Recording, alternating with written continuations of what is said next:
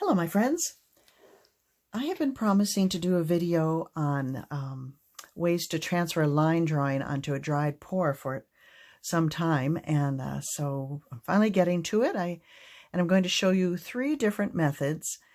The last one will just blow your mind if you are not already familiar with it. But for starters, if you're comfortable drawing, you can simply use a charcoal pencil and just draw right on your canvas. But if not, there are a lot of copyright-free reference photos and drawings available online that can be used. And I'll share a few of those websites with you in the description below. One website that I use frequently is Pixabay.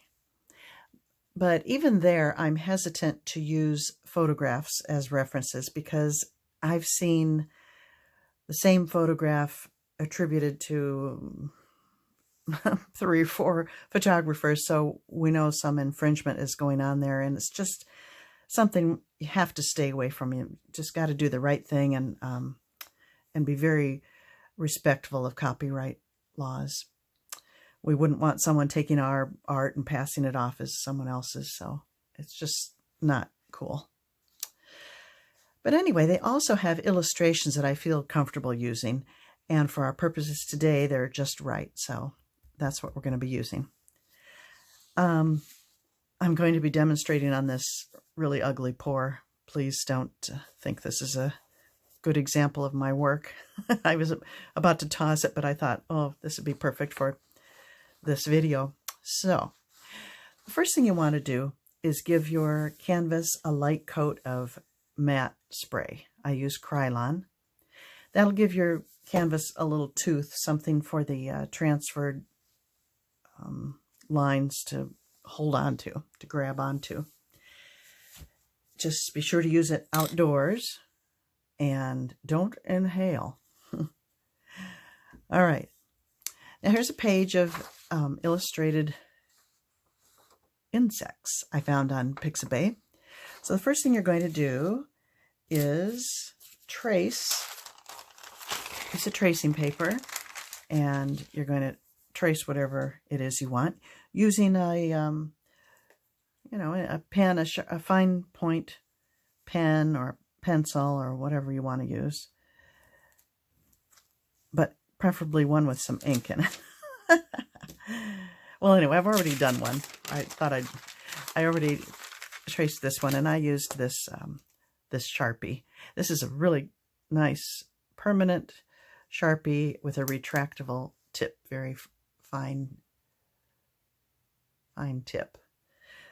So that's what I use. So that's the first thing you're going to do. Then you're going to transfer it. One of the ways to transfer it onto your canvas is to use graphite paper. So it comes in black and white, maybe other colors, I'm not sure, but depending on your background will determine if you're going to use black or white. I'll try both. This is kind of a medium tone background there, so let's try the black. You might tape it down with, tape it in place if you need to, but something this small is not necessary. You can either use a stylus to go over it, or a pen or a pencil. Here's another great pen. This is by Pilot. It's called a Frixion, Frixion, and it's erasable. After you use it, you take a hair dryer, and the warm air will make it disappear. So you're left with your original tracing, which is great if you want to use it over and over again. It comes in about a set of red, blue, and black, and of course I used the red and blue because it's real easy to tell what what lines you've done already in color, but I've used them up, so I'm stuck with a black. So I'm just going to use a stylus for this right now. Oh, and very important, you'll want to place something under your canvas so you have a firm surface. Otherwise, there's just too much give and it just won't work well. So I found a book that fits nicely under there. It's about the right thickness, and now I have a nice hard surface. So figure out where you want your drawing. Stick a fresh piece of transfer paper under there, and be sure you have the right side facing down. The chalky side, this other side's kind of waxy. And then go over your image. I'm doing this very fast, but press fairly firmly.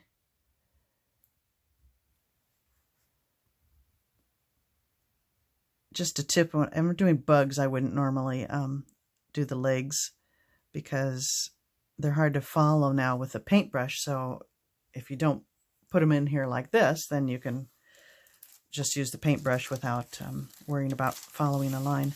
So there you have it. That showed up pretty good there. I got a glare, but okay, let's try it with a white and see if that looks better.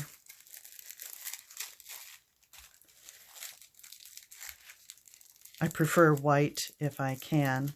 It's just easier to cover with paint. It doesn't show as much. Let's do one right next to it there. In white. So again, pretty good pressure. And you're going to want to be much more careful. You can do as much detail as you want or as little as you want. You can put in shading, you know, as much of a guide as you need. Feel free to do.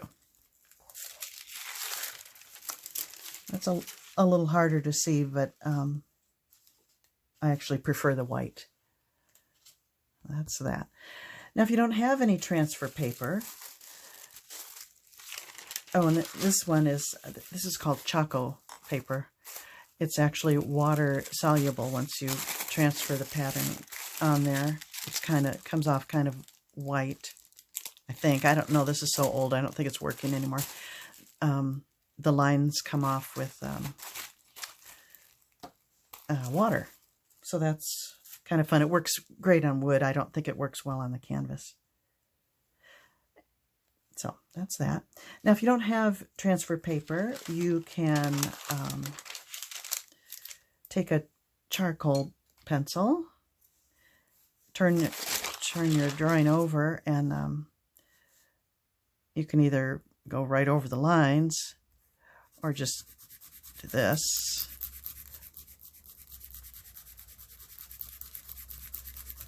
Got the whole thing, and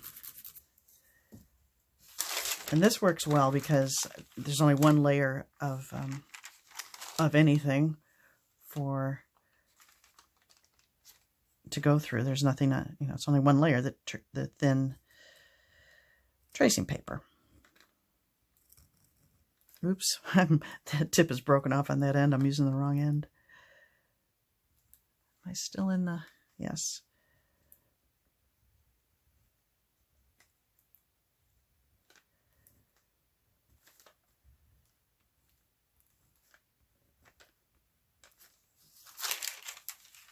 Yeah, that worked out well.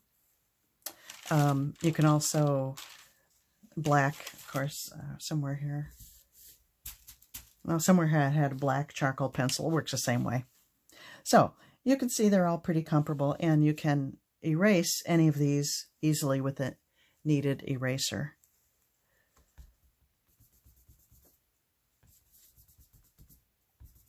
Any of those techniques will work. Can be removed with that. Okay. Now, here is the really remarkable transfer technique. I didn't come up with it.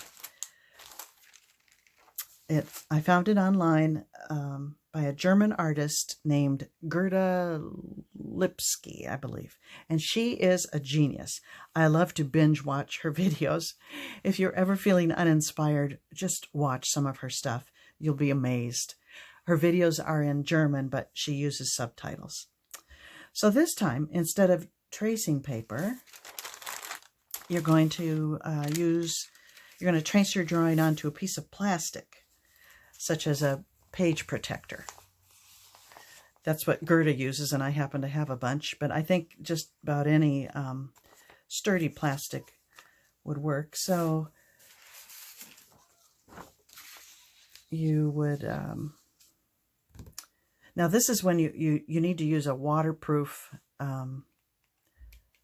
felt pen, not just any old pen. It's got to be waterproof.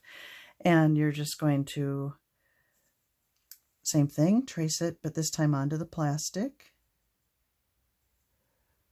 Can you see what I'm doing? Well, you know how to do what I'm doing.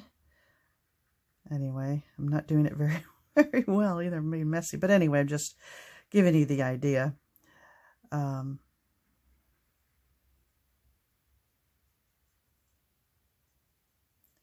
Anyway, you'll be more careful. But so you trace it onto this plastic. Then you apply a thin layer of a gel medium. Any old gel medium. This happens to be Artist Loft. Now, to be honest with you, I have not done this technique on a real thing. I have tried it, and it works, but I haven't actually used it for something, a real embellishment that I'm working on. This, it doesn't say anywhere on here, but it appears to be gloss medium. If I were going to be transferring a line drawing, I would try to find a matte medium. I know they make it, but I don't have any.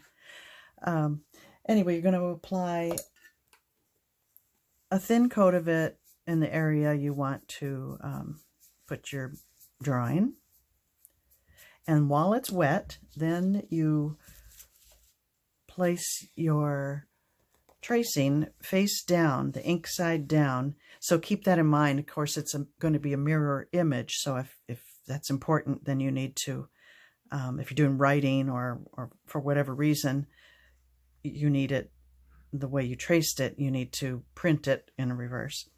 And you set that down on the gel medium and smooth it out from the center out, making sure it adheres really well to the area. I didn't put any medium there, but that's what you do.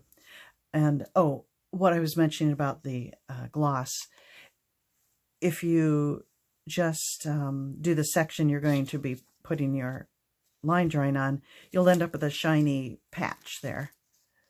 And it may not make a difference when you go to varnish the whole thing, but I just don't know.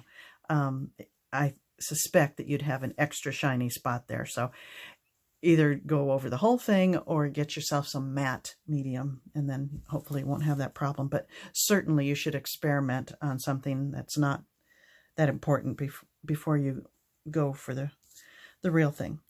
So then you let it dry completely. I know it's tempting to, peek at it.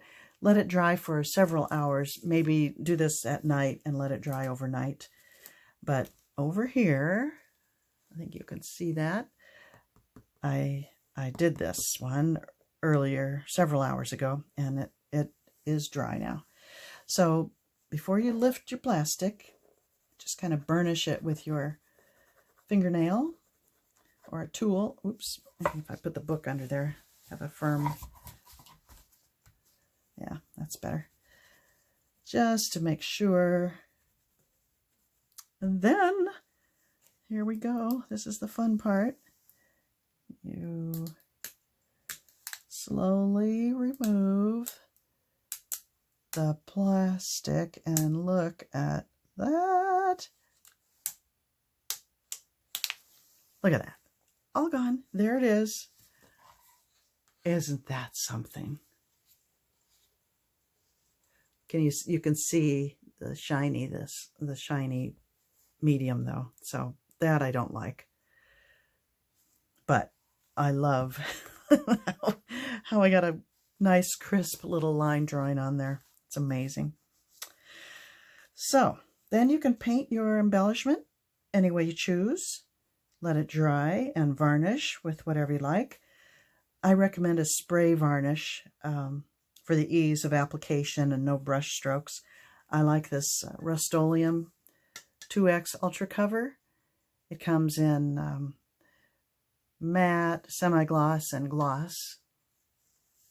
Several coats on, but be sure again to use it outside. And remember, don't inhale.